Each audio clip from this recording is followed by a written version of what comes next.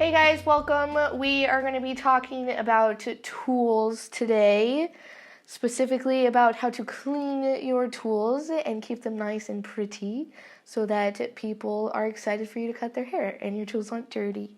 So, to start out, let's talk about why. Why is it important to clean your tools?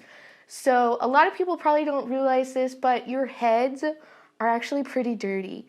And if I were somebody in a salon, I would not want somebody else's tools that were used on their head to be used on my head. It's going to be the same when you're working at home. I don't want to share a clip that was used on my sister's head to be used on my head.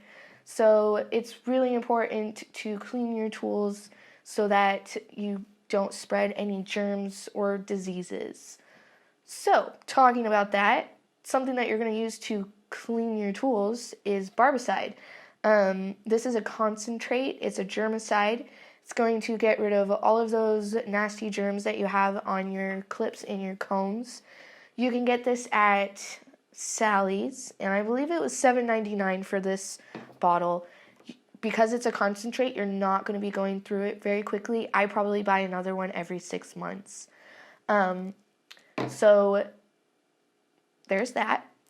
Let's talk about clips. Let's talk about different kinds of clips. So I'm sure that you've gone and you've looked at clips in stores and everything and you've thought, oh, I wonder why there are so many different kinds. Well, there are different kinds because there's reasons to it.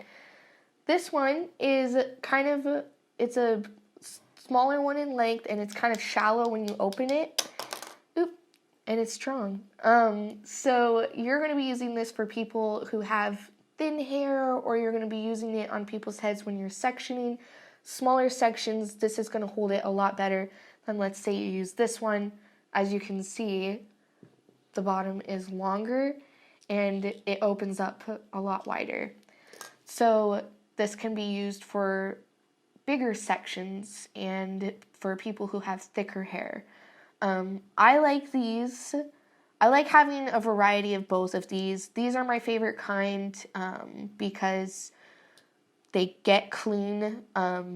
Tools, some tools, when you clean them in Barbicide, they can have like kind of a weird residue on them. And for whatever reason, these, as well as the combs, they don't get a weird it's like you can actually see it. It's just a nasty looking residue that you can, like, if you see stuff on your shower, like glass shower, it's the same as that but on your comb. It just doesn't look very nice. So I like getting these. These are from Sally's. You can get both of these clips. I think it's like 12 to a pack for $1.99. Combs you can get in 12 packs for $2.99. Cool tip for combs: when you are combing people's hair for cutting, I like to have a variety in colors, not just because I think they're pretty, but because if you're cutting somebody who has really dark hair, you want to be able to see when you're combing through their hair, you want to see that line. And you're not going to be able to see it if you're combing through their hair with a dark comb because there's no contrast. So I use black combs for people who have lighter hair, blonde hair, and then I use lighter combs for people who have darker hair, like brown, black hair, so that I can really get a nice clean cut on all of my haircuts. So for cleaning them, I have this container.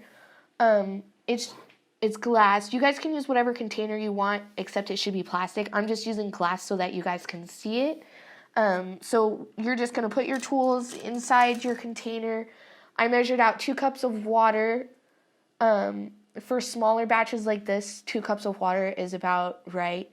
You're just going to pour it over. It's going to be warm water. I don't know if I mentioned that. Warm water, not too hot, because if it's too hot, it'll actually kill the solution that you're going to put in it, and then it's not going to work. It's not going to be effective at all. So 2 cups of warm water over your combs. You're going to put the water in first.